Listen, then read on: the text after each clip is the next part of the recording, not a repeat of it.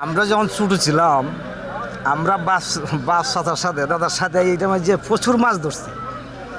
অনেকে ফলো পাইছে, জাল পাইছে, বড় বড় রুই, কাতলা, বোয়াল, গজার, গাগট, এগুলো মাছ আমরা পাইছি, খাইছি, খুব স্বাদ লাগতো।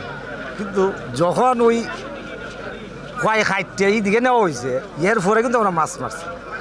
নেওয়ার পরে আজকে বিগত মনে করেন যে 42 বছর হয়েছে এই পর্যন্ত এটা মরা গাং হিসাবে রয়েছে।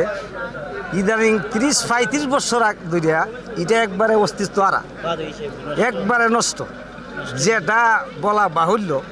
যে যাই হোক, আমাদের বর্তমান যে মন্ত্রী মহোদয়, এমপি মহোদয়, আমাদের সুমন ভাই, ওনার উদ্যোগতে যে আজকে এই মরা গাংটা জিতা করা হইতেছে, এই জন্য আমি মিডিয়ার ভাই যারা আছেন সবাইকে ধন্যবাদ জানাই।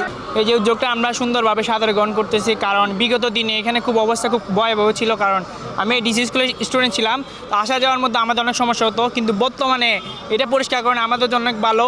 আর সুমন ভাই বলছে এটা একটা পার্ক বানাবে। আমরা চাই ভবিষ্যতে সুমন ভাই যাতে এটা ঢাকা হাতরি ঝিল বা সিলেট দুপা দিকের পার্কের মতো একটা ওয়াকওয়ে বানায়, যাতে আমরা তরুণ প্রজন্ম এবং যারা বয়স্করা আছে বিকালে এসে যাতে আমরা সময় কাটাতে পারি এবং সুন্দরভাবে গ্রহণ করতে পারি। এটা আমরা চাই সুমন ভাইয়ের কাছ থেকে।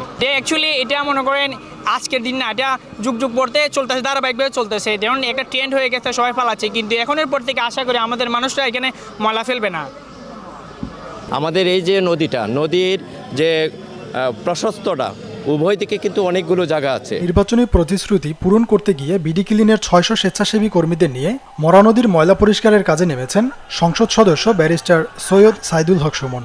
সকাল থেকে বিকেল পর্যন্ত পৌর শহরের উপর দিয়ে বয়ে যাওয়া পুরাতন খোয়াই নদীর কচুরিপানা ও বর্জ্য অপসারণের কাজ শুরু করেন তিনি। নির্বাচনী প্রচারণায় গিয়ে প্রথমেই পুরাতন খোয়াই নদীর ময়লা আবর্জনা পরিষ্কারের ঘোষণা দিয়েছিলেন ব্যারিস্টার সুমন। সংসদ সদস্য নির্বাচিত হওয়ার পরপরই কথা আর কাজের মিল রেখে সাধারণ মানুষের প্রশংসা কুড়োচ্ছেন তিনি। বিডি ক্লিনের 6 শতাধিক স্বেচ্ছাসেবীদের নিয়ে নদীর বর্জ্য, এটা তো প্রাইমারি প্রকল্প, এটা আমরা নিজের টাকা দিয়ে করতেছি। বিডি ক্লিন নিজের খরচে করতেছে, আমরা সবাই নিজেদের ফান্ডে করতেছি। পৌরসভার মেয়র এখানে তার যত সামর্থ্য আছে ট্রাক মাক নিয়ে নেমে গেছেন অলরেডি। আর আমার যে মেইন প্রজেক্ট হবে, এটা হচ্ছে পরিষ্কার করার পর আমরা 2 সাইডে ওয়াকওয়ে করে একেবারে লাস্ট মাথা এই জায়গা থেকে এই জায়গা পর্যন্ত আমি আপনারা চেষ্টা করব আপনি যাতে আপনার ফ্যামিলি নিয়ে এসে এখানে নৌকায় ঘুরতে পারেন, এটা আমি কনফার্ম করব। যার যে জায়গা, এই জায়গাটা যদি ময়লা পরিষ্কার আমরা করে ফেলতে পারি, প্রথম 3 মাসে যদি আমি আমার এলাকার ময়লা পরিষ্কার করতে পারি, পরে বাকি 4 বছর আমি উন্নয়নের জন্য, সৌন্দর্য বর্ধনের জন্য কাজ করতে পারবো। আমি আপনাদের সহযোগিতা চাই এবং আশা করি যে আমরা যে বঙ্গবন্ধুর সোনার বাংলার কথা বলি, এটা বাস্তবে আপনারা দেখতে পারবেন, শুধু বক্তব্যের মধ্যে না। আমি নির্বাচনে লাস্ট জনসভায় বলছিলাম যে আমি যেদিন শপথ নিব, এরপরে যেদিন বাড়ি আসবো, এই দিনই আমি কাজ করব। এবং বাড়ি এসে কিন্তু আমি গতকালকে আসছি, আজকে কাজ শুরু হয়ে গেছে। এটা তো আমার নির্বাচনী ইশতেহারেই ছিল যে পুরাতন খোয়াই নদীকে ময়লা পরিষ্কার করে আবার এটা পর্যটনের একটা নদী তৈরি করা। সব ছুটে যাবে। শুনেন, মানুষ তো দখল ইচ্ছা করে না, যখন দেখে পরিত্যক্ত তখন দখলে সে উৎসাহ পায়।